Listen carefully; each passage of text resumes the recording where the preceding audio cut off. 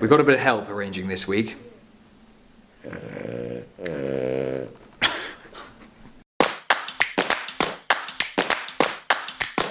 This week we've got some very lovely waxflower, some white Hypericum, some white LA Lilies, some white Alstroemeria, Away from the knife, Gord. Away from the knife. and some delicate Lisianthus. Don't forget your flower care. Snip an inch off the end of all your flowers and use your flower food. Start with your Lisianthus arranged evenly around the edge of the vase. Fill the gaps with your Alstroemeria and follow the shape round with your Hypericum. Into the middle, pop your bushy waxflower.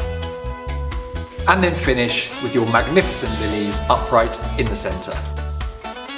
What do you reckon, Claude? Pretty special, eh?